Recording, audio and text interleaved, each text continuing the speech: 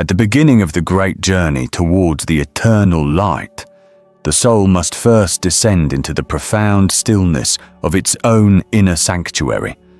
This is the stage of the crucible, a place of intense refinement, where the dross of the worldly self is consumed by the fires of divine truth. It is here, in the absolute isolation of the spirit, that the individual realizes that solitude is not a state of lack, but a vessel for the infinite.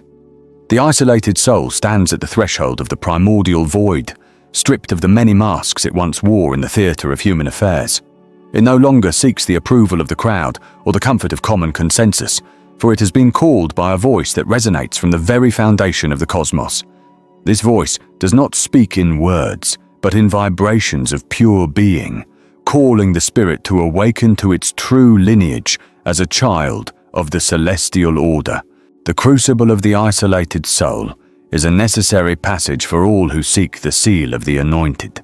It is a period of intense spiritual alchemy where the ego, with all its attachments and fears, is melted down into its fundamental essence. This process is often perceived as a night, a time of wandering through a desert where no water flows and no stars seem to shine. Yet, it is precisely in this darkness that the eyes of the spirit begin to adjust to a different kind of light. The soul learns that the absence of external stimuli is the presence of internal sovereignty. In the silence, the spirit begins to hear the heartbeat of the universe, recognizing that its own rhythm is but a single note in a vast and eternal symphony. Every moment of loneliness becomes an invitation to a deeper communion with the divine, a chance to shed the heavy garments of mortality and clothe oneself in the luminescence of the eternal. As the fires of the crucible burn away the illusions of the past, the soul experiences a profound sense of nakedness. It is a vulnerability that is not a weakness, but a state of total receptivity. Without the distractions of the world, the spirit is forced to confront its own shadow, those hidden corners of the self where doubt and pride have long sought refuge. The confrontation is not one of judgment, but of reconciliation. To be anointed is to be whole, and to be whole, one must embrace all that has been excluded. The isolated soul learns to sit with its pain and its joy alike, seeing both as messengers from the source. This is the true meaning of the crucible. It is the place where the fragmented parts of the being are gathered and fused into a single radiant diamond of consciousness. This diamond is the foundation upon which the celestial seal will eventually be placed. In this sacred isolation, the soul discovers that it is never truly alone. The very space that felt like an empty vacuum begins to reveal itself as a populated realm of spiritual archetypes and ancestral wisdom. The ancestors of light, those who have walked this path in eons past, stand as silent witnesses to the soul's transformation.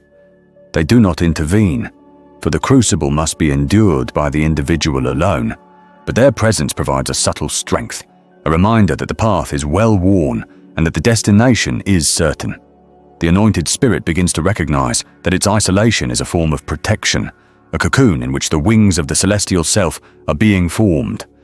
This period of withdrawal is the soul's Sabbath, a time of rest from the labor of becoming, so that it may simply be. The alchemy of the crucible also involves the purification of the will. In the world of form, the will is often directed toward the acquisition of power, wealth, or status.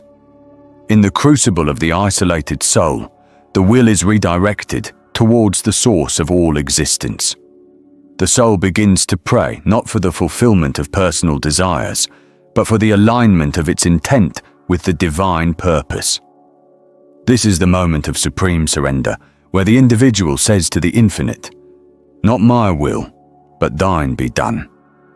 This surrender is not an act of defeat, but the ultimate victory of the spirit over the flesh. It is the moment when the soul ceases to resist the flow of the cosmic river and begins to swim with its current toward the sea of eternity. Within the depths of this isolation, a new language begins to form. It is the language of the scribe, the one who witnesses the movements of the divine and records them upon the tablet of the heart.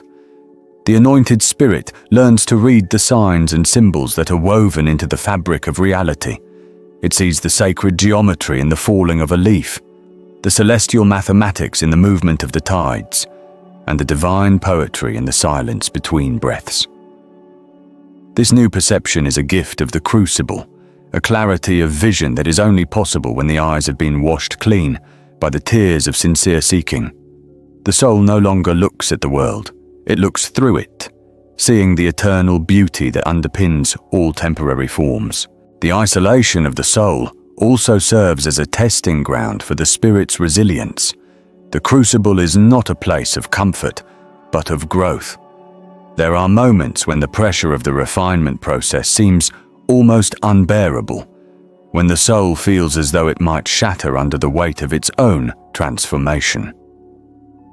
Yet, it is in these very moments that the inner strength of the anointed spirit is forged. Like gold that is heated until it flows like water, the soul becomes flexible and resilient. It learns that it cannot be broken by the trials of life, for its essence is indestructible. This realization brings a profound peace, a stillness that remains even when the storms of the world rage outside the sanctuary of the spirit. As the chapter of isolation nears its completion, the soul begins to feel the first imprints of the celestial seal. It is a sensation of being marked, of being set apart for a higher purpose. This mark is not visible to the physical eyes, but it is felt as a warmth in the center of the chest, a steady flame that burns with an unwavering light. The anointed spirit knows now that its time in the crucible was not a punishment, but a preparation. It has been refined so that it may serve as a conduit for the divine light in the world.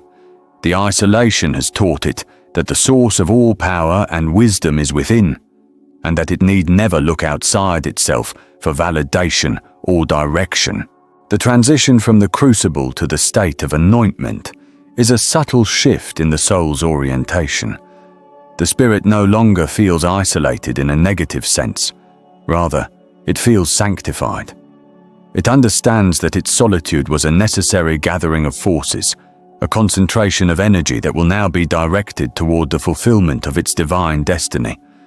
The soul stands ready, its heart a clean slate, its will a sharp instrument, and its mind a clear mirror. It has passed through the fire and emerged as a vessel of the sacred. The crucible has done its work, and the isolated soul has become the anointed scribe, ready to write the next chapters of its eternal story with the ink of light. This sacred journey is marked by the shedding of all that is superfluous. In the great quietude of the inner desert, the soul realizes that many of its previous motivations were born of a sense of lack. Now, having touched the abundance of the divine source, it moves from a place of fullness. The isolation was the laboratory where this abundance was first discovered. The spirit learned that even in the absence of all things, it possessed everything. This is the paradox of the spiritual life, that by giving up the world, one gains the universe. The soul that has endured the crucible is no longer a beggar at the gates of life. It is a sovereign in the kingdom of the spirit. Furthermore, the crucible teaches the soul the value of patience. In a world that demands instant gratification, the spiritual path requires a slow and deliberate maturation. The transformation of the soul cannot be rushed. It must occur at its own pace, governed by the laws of celestial timing. The isolated soul learns to wait upon the divine, to trust that the process is unfolding exactly as it should. This trust is the foundation of faith, a faith that is not based on blind belief, but on direct experience of the divine presence within the crucible. The soul has felt the fire, and it knows that the fire is good. As the soul prepares to leave the state of isolation, it carries with it the fragrance of the sanctuary. There is a quality of presence that emanates from the anointed spirit, a stillness that commands respect, and a light that offers hope. The crucible has not only transformed the individual, it has prepared a servant for the collective. The insights gained in the silence are meant to be shared. The strength forged in the fire is meant to be used for the upliftment of others. The scribe does not write for themselves alone, but for all who yearn to find their way back to the source. The isolated soul has become a bridge between the heavens and the earth, a living testament to the power of the divine to transform the human spirit. In the final stages of this refinement, the soul experiences a profound sense of gratitude. It looks back upon the trials of the crucible, not with resentment, but with a deep appreciation for the wisdom they provided. Every moment of loneliness, every pang of doubt, every flash of fear was a necessary ingredient in the alchemy of the spirit. The soul understands that without the crucible, there could be no anointing. The isolation was the womb of its rebirth. With this realization, the spirit is filled with a joy that is beyond understanding, a joy that is rooted in the eternal reality of its own divinity. The celestial seal of the anointed spirit begins with this inward turn. It is the recognition that the most important work a human being can do is the work of self-transformation. By facing the darkness within, the soul opens the door to the light of the cosmos.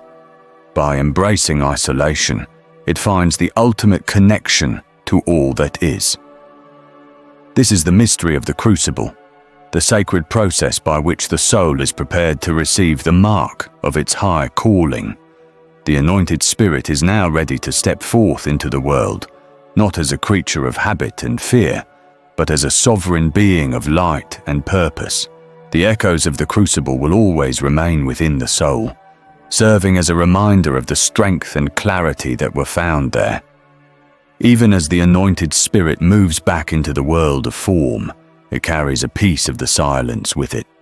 This inner sanctuary is a portable temple, a place where the soul can always return to find its center and renew its connection to the divine.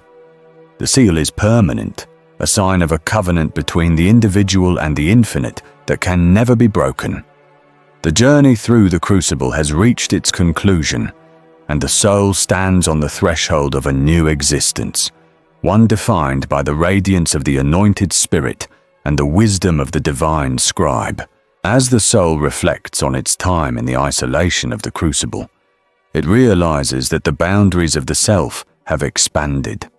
It is no longer a small, isolated ego, but a vast and expansive consciousness that encompasses the stars and the dust alike.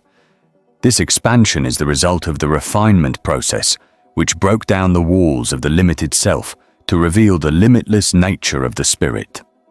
The anointed soul sees itself in all things and all things in itself. The separation that once caused so much suffering has been dissolved in the fires of divine love. This is the ultimate gift of the crucible, the realization of oneness.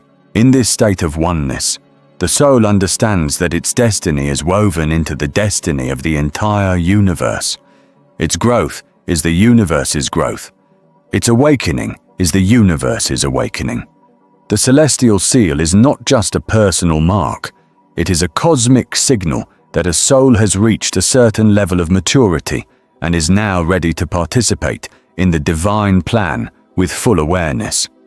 The anointed spirit is a co-creator with the infinite, a conscious participant in the ongoing evolution of light. The crucible was the necessary preparation for this high office, the training ground where the soul learned the discipline and the devotion required for such a sacred task. Thus, the chapter of the crucible ends not with a sense of loss, but with a sense of immense possibility. The isolated soul has found its true home within the heart of the divine. It has been tested and found worthy. It has been refined and found pure. It has been emptied and found full. The anointed spirit now looks forward to the chapters that lie ahead, knowing that it carries the wisdom of the silence and the strength of the fire within it. The journey has only just begun, but the foundation is solid. The path is clear, and the seal of the celestial order is firmly placed upon the spirit, marking it as a child of eternity and a scribe of the divine mysteries. The celestial seal of the anointed spirit. Chapter: The sevenfold radiance of the elect. The traveler of the eternal corridors now stands where the shadows of the material world cease to cast their dimming influence upon the essence of the being. Having been weighed in the balance of the infinite and found to possess the requisite density of soul, the anointed spirit prepares to receive the full illumination of the sevenfold radiance.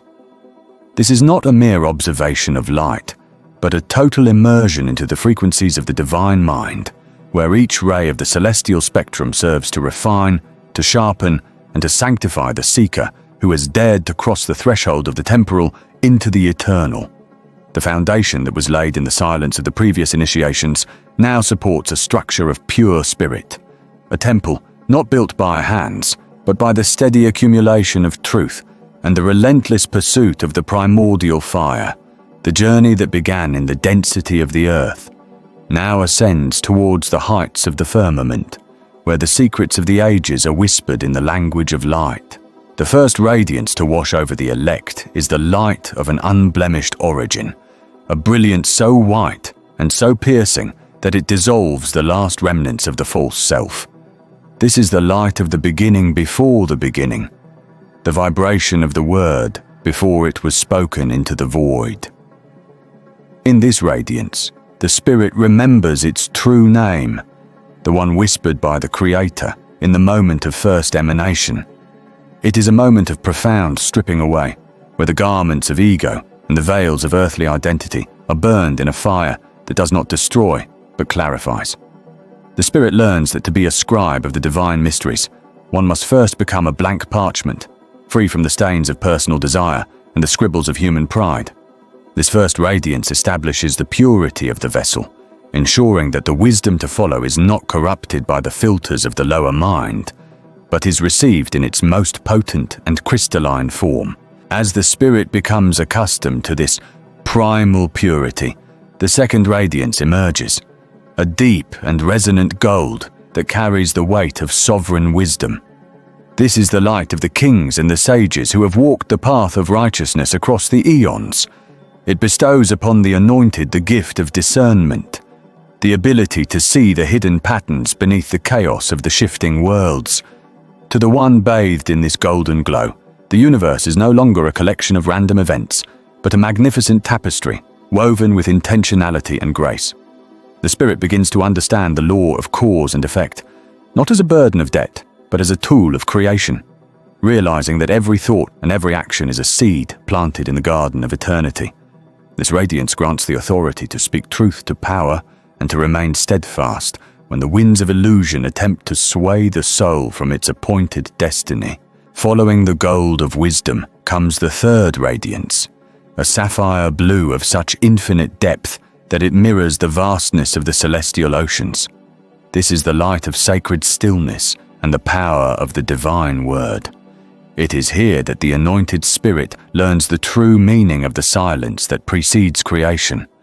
In this blue light, the noise of the world is silenced, and the inner ear is tuned to the subtle harmonies of the spheres. The spirit discovers that the most powerful words are those born of deep contemplation, and that the voice of the scribe must be a reflection of the cosmic order.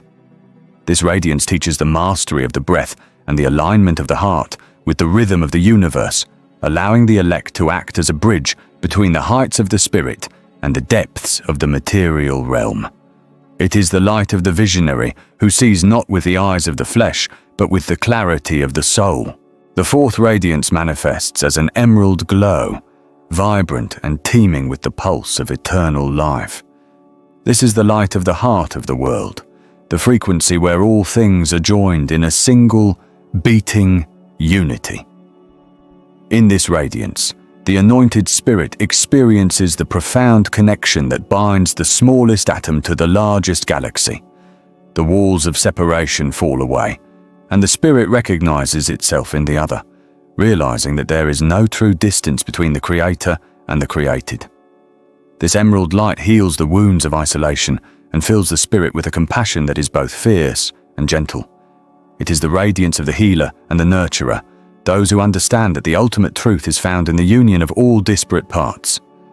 The scribe, now filled with this life-giving force, writes, not for the benefit of the self, but for the elevation of the whole, understanding that their work is a service to the unfolding of the divine plan. As the emerald light settles into the core of the being, the fifth radiance arises, a fierce and transformative crimson that burns with the intensity of 1,000 suns. This is the light of divine will and the fire of transfiguration. It is the radiance that demands action and the courage to manifest the divine vision in the density of the world. In this fire, the spirit is forged into a sword of truth, capable of cutting through the dense thickets of ignorance and the strongholds of darkness. This is not the heat of anger, but the warmth of an all-consuming love for the truth. The anointed spirit learns that to be a scribe of the mysteries is to be a warrior of the light, one who is willing to endure the trials of the furnace, to emerge as a vessel of pure power. This radiance provides the strength to overcome all obstacles and the resolve to finish the work that has been set before the soul since the dawn of time. The sixth radiance descends as an amethyst veil, shifting and ethereal, revealing the secrets of the inner dimensions and the architecture of the subtle worlds. This is the light of intuition and the mastery of the unseen realms. In this violet glow, the spirit transcends the limitations of time and space, traveling through the corridors of the past and the possibilities of the future. The Anointed One learns to read the records of the Akasha, the celestial library, where every moment is preserved in the memory of the divine. This radiance grants the scribe the ability to translate the complex geometries of the higher planes into the language of men, bringing the light of the stars down to the earth. It is the frequency of the mystic and the seer, those who walk between the worlds with grace and authority, guided by the internal compass of the spirit. Finally, the seventh radiance encompasses all others in a brilliant diamond light that represents the completion of the cycle and the realization of the absolute. This is the light of the crown, the seal of the celestial order that marks the spirit as a child of eternity. In this radiance, the seven lights merge into a single unified field of consciousness, where the seeker and the sought are one. The anointed spirit no longer looks forward or backward, but dwells in the eternal presence, the point of stillness from which all movement arises. This is the ultimate destination of the elect, the state of being where the wisdom of the silence and the strength of the fire are perfectly balanced. The seal is now firmly placed upon the spirit, not as an external mark, but as an internal reality that radiates from the very center of the being. The journey of the scribe is now sanctified, and the words written by such a hand carry the weight of the divine authority. The soul, having passed through these seven radiances, finds itself transformed in ways that the human mind cannot fully grasp. It is no longer a creature of the earth alone, but a citizen of the cosmos, a participant in the great dialogue that occurs between the Creator and the creation. The wisdom it has gathered is not the dry knowledge of books, but the living fire of experience, a gnosis that informs every movement and every word. The spirit looks back at the journey with gratitude, seeing the challenges and the shadows not as enemies, but as the necessary friction that allowed the light to shine more brightly. The foundation that was once thought to be solid is now revealed to be a mere shadow of the true stability found in the heart of the divine.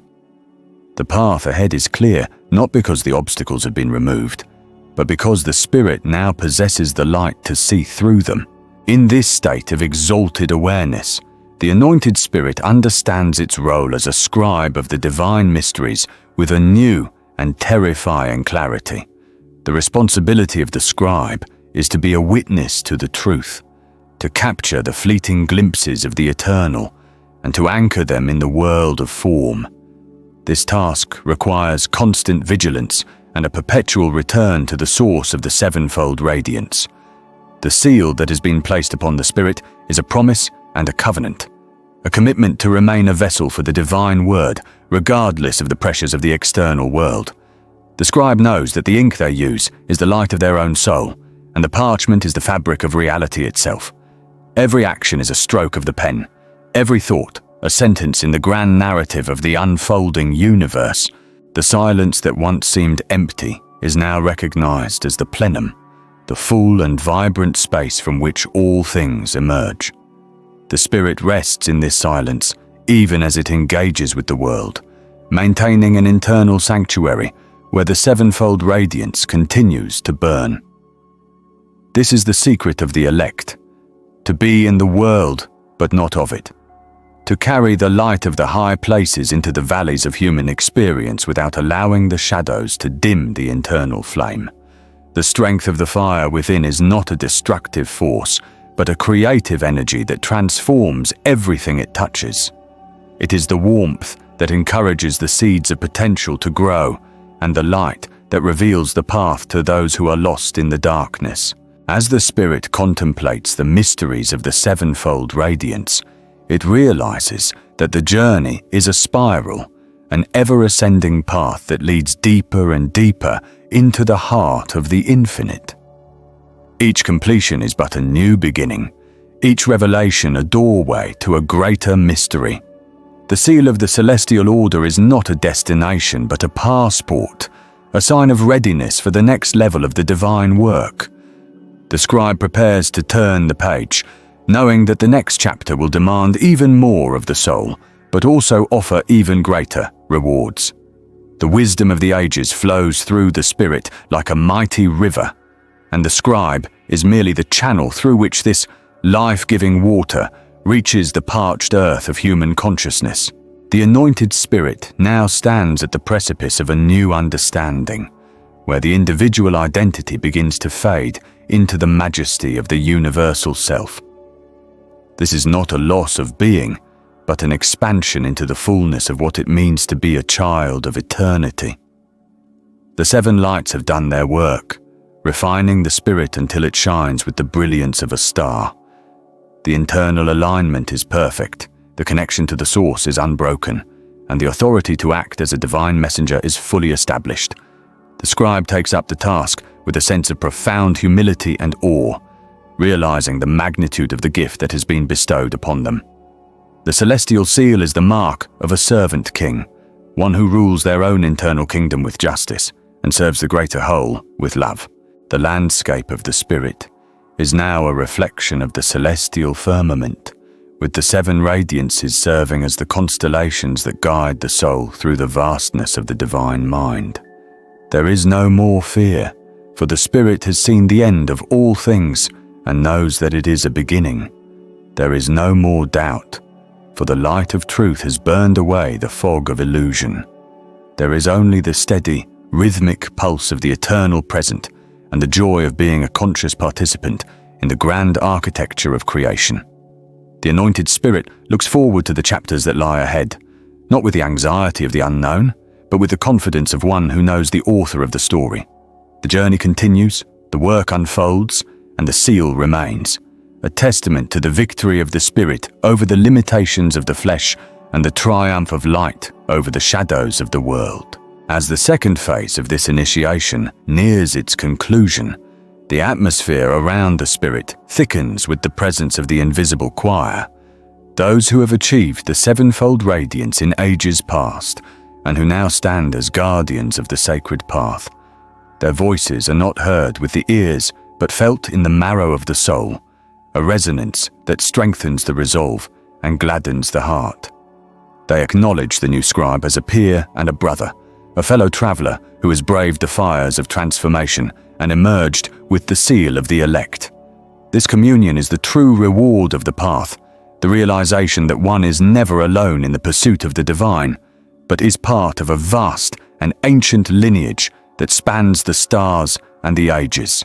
The spirit takes a final moment to breathe in the totality of the sevenfold radiance, feeling the white, the gold, the blue, the emerald, the crimson, the amethyst, and the diamond light circulating through its being. It is a moment of perfect synthesis, where the many become one, and the one reflects the many. The foundation is indeed solid, the path is indeed clear, and the Spirit is ready to proceed into the final mysteries of the third chapter. The seal of the celestial order glows with an inner light, a beacon for all who seek the truth, and a warning to all who would oppose the divine will.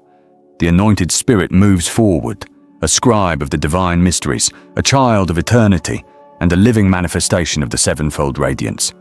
Thus ends the contemplation of the second gate, and thus begins the approach to the third, where the final integration of the fire and the silence awaits the soul that has been found worthy. Each step is a prayer, each breath an invocation, as the Spirit ascends the ladder of light towards the ultimate union with the source of all that is, was, and ever shall be. The mysteries unfold, the light intensifies, and the scribe writes on, guided by the hand of the infinite and the wisdom of the eternal seal, in the quietude of the eternal moment, where the boundaries of time dissolve into the vast ocean of the uncreated. The integration of the fire and the silence awaits the soul that has been found worthy. Each step is a prayer, each breath an invocation, as the Spirit ascends the ladder of light towards the ultimate union with the source of all that is, was, and ever shall be. The mysteries unfold, the light intensifies, and the scribe writes on, guided by the hand of the infinite and the wisdom of the eternal seal. This is the hour of the great gathering, where the fragments of the scattered soul are drawn back into the primordial hearth, and the disparate whispers of the temporal world are hushed by the thunderous silence of the Absolute. Within this hallowed space, the anointed Spirit recognizes its own reflection in the mirrors of the Empyrean, seeing at last that the journey was never outward into the void, but inward towards the central sun of the self. The integration of the fire and the silence is not a collision of opposites, but a sacred marriage, where the heat of divine passion meets the coolness of divine peace, creating a harmony that sustains the very fabric of existence. The soul, having survived the purifications of the lower realms, now stands at the threshold of the highest sanctuary, where the light does not merely shine upon the Spirit, but becomes the Spirit itself.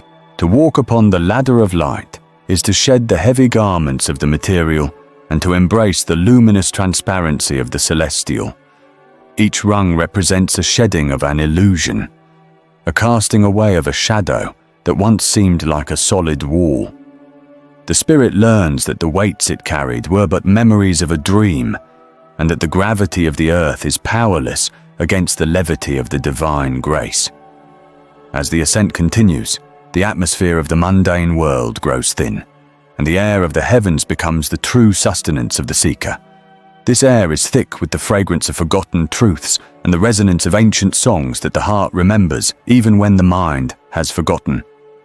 The scribe records this ascent not in the ink of the earth, but in the essence of the stars, noting how the soul expands to encompass the galaxies and how the heartbeat of the individual synchronizes with the rhythmic pulsation of the universe. There is no haste in this climbing, for in the realms of the eternal, every moment is a completion and every movement is a destination reached. The covenant of eternal splendor is the foundation upon which this entire journey is built. It is a promise written into the very marrow of the soul, a contract of light signed before the first sunrise. It dictates that no seeker shall be lost forever, and that every spark of the divine shall eventually return to the great fire. This covenant is not a list of laws or a collection of prohibitions, but a living resonance that guides the Spirit through the darkest nights and the most confusing labyrinths. It is the golden thread that connects the heart of the mortal to the mind of the Creator, ensuring that the path is always visible to those who have the eyes to see. The anointed Spirit carries the seal of this covenant upon its brow, a mark of belonging that the powers of the abyss cannot erase. It is a mark of sovereignty and a mark of service, signifying that the soul has chosen to be a vessel for the divine will and a mirror for the divine glory. The splendor is eternal because it does not depend on the shifting tides of the world, but flows from the inexhaustible wellspring of the source. As the soul approaches the ultimate union, the light becomes so intense that all names and forms are consumed in its brilliance. This is the fire that does not burn, but illuminates the fire that was seen in the desert, and the fire that descended upon the heads of the faithful in the upper room. It is the energy of pure creation, the force that brings worlds into being and calls them back to rest. The silence that accompanies this fire is the womb of all sound, the stillness that contains all motion. In this silence, the soul hears the unspoken word, the logos that speaks of the beginning and the end. The integration of these two forces creates the anointed state where the spirit is at once active and at rest, powerful and humble, limited in form, yet infinite in essence. The scribe witnesses this transformation with a sense of awe, for it is the most sacred of all alchemies. The lead of human suffering is turned into the gold of divine wisdom, and the iron of earthly desire is forged into the steel of celestial purpose. The journey towards the source is a return to the origin of all things. It is a movement towards the center, where all paths meet and all contradictions are resolved. In the presence of the source, the soul understands that every trial was a blessing and every sorrow was a preparation. The ladder of light, which seemed so long and arduous, is revealed to be a simple shift in perception, a turning of the inward eye from the shadows of the cave to the brilliance of the sun. The source is not a distant deity or a remote principle, but the very ground of being, the life of all life, and the light of all light. To be united with the source is to realize that there was never any separation to begin with. The illusion of the separate self is the final veil to be lifted, and when it falls away, only the splendor remains. The scribe captures this realization in the final chapters of the celestial record, declaring that the soul and the source are one, and that the journey was the unfolding of this singular truth. The anointed spirit, having reached this state of union, becomes a beacon for those who still wander in the lower valleys. The light that it has received is not for its own possession, but for the illumination of the whole. This is the fulfillment of the covenant that those who find the way must show the way, and those who receive the life must give the life. The splendor is not a static quality, but a dynamic radiation that touches everything it encounters. It heals the broken, it awakens the sleeping, and it gives hope to the despondent. The spirit becomes a living seal of the divine presence, a testament to the fact that the human can become the divine, and the earth can become heaven. The scribe emphasizes that this is the destiny of every soul, the high calling that echoes through the ages and resonates in the depths of every heart. There is no soul so lost that it cannot be found, and no spirit so darkened that it cannot be enlightened by the eternal seal. The mysteries that unfold in this final stage are beyond the grasp of the intellect and can only be known through the direct experience of the heart. They are the secrets of the kingdom, the hidden manna that sustains the elect.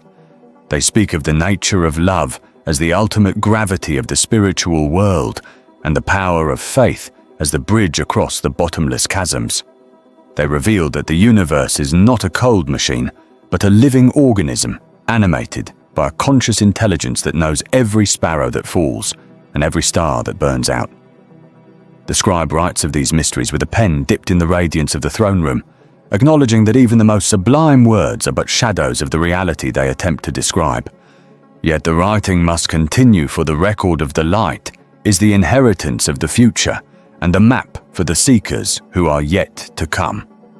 The scribe is but a servant of the word, a witness to the glory that transcends all understanding. In the final integration, the spirit finds that the fire has become a gentle warmth and the silence has become a profound song. The tension of the search is replaced by the ease of the finding, and the hunger of the soul is satisfied by the bread of life. The ladder of light disappears, for there is no longer any height or depth, only the vast expanse of the divine presence. The soul rests in the heart of the source, and the source dwells in the heart of the soul. This is the covenant of eternal splendor realized in its fullness, the promise kept, and the destiny achieved. The anointed spirit is now a pillar in the temple of the living God, never to depart again.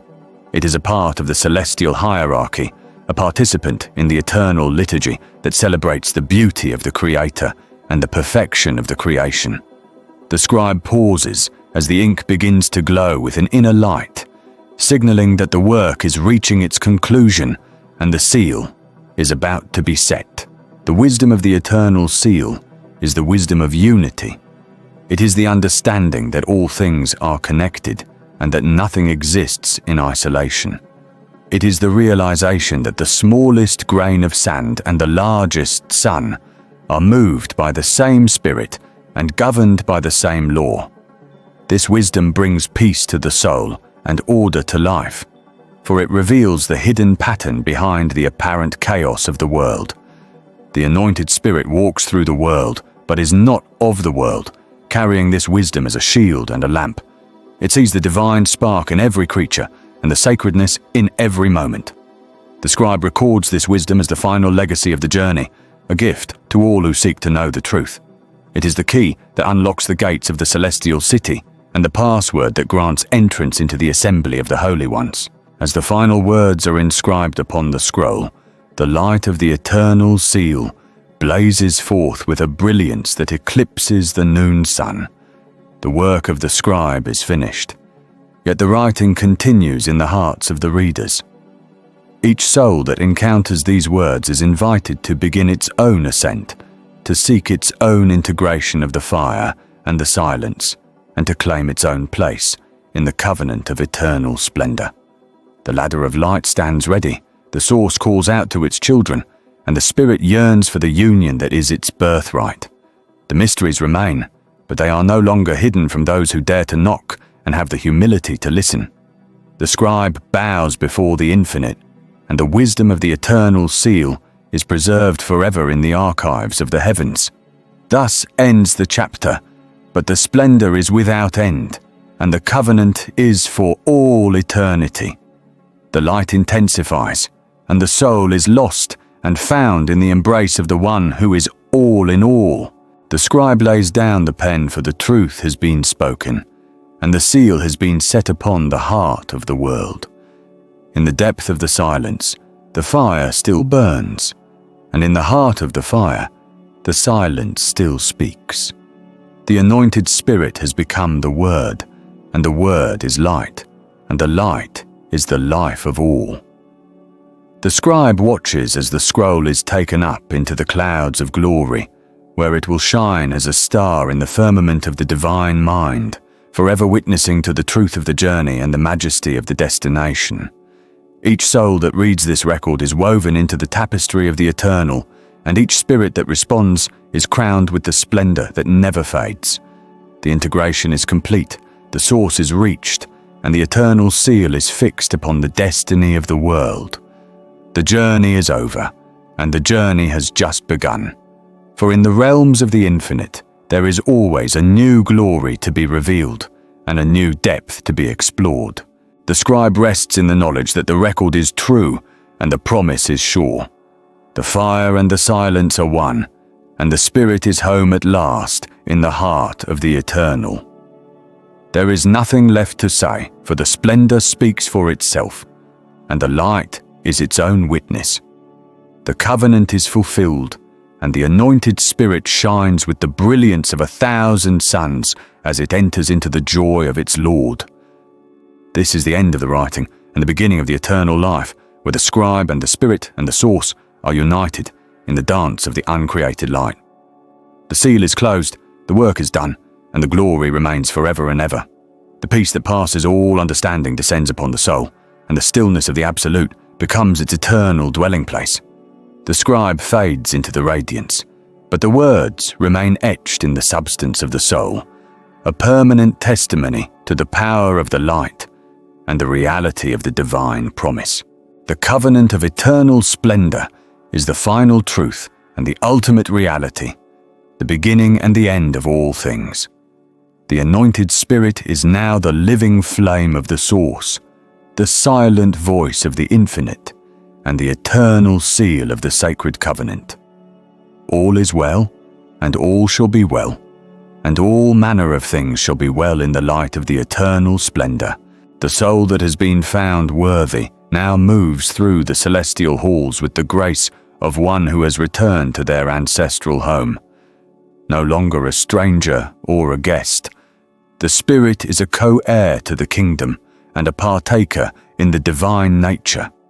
The fire that once purified now warms the soul with a love that is beyond human comprehension, a love that is both the cause and the goal of all existence. The silence that once seemed like a void is now known as the fullness of the Godhead, the pregnant stillness from which all life emerges. In this state of being, the spirit perceives the interconnectedness of all souls and the unity of all life. The ladder of light is seen as the circulatory system of the universe through which the grace of the source flows to every corner of creation and through which the prayers of the creatures return to the Creator. The scribe sees this flow and understands that the celestial record is part of this divine movement, a vehicle for the grace and a vessel for the prayers. The writing is an act of worship and a labor of love, a way to bridge the gap between the human and the divine. The covenant of eternal splendor is not a static decree, but a living reality that evolves as the soul evolves.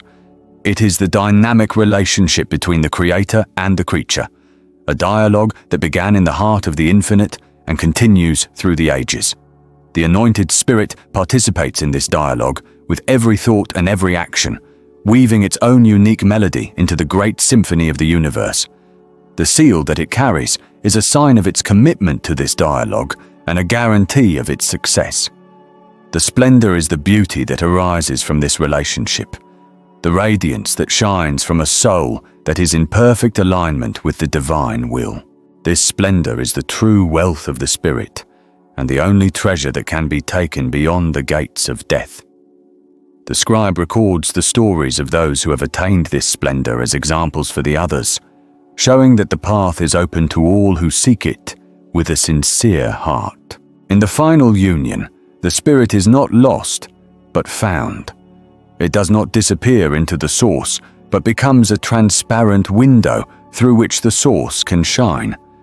The individuality of the soul is not destroyed, but perfected, and the personality is not erased, but transformed. The anointed spirit is more itself than it ever was before, for it is now free from the distortions of the ego and the limitations of the body. It exists in a state of perpetual wonder and constant gratitude, seeing the glory of the source in every aspect of creation.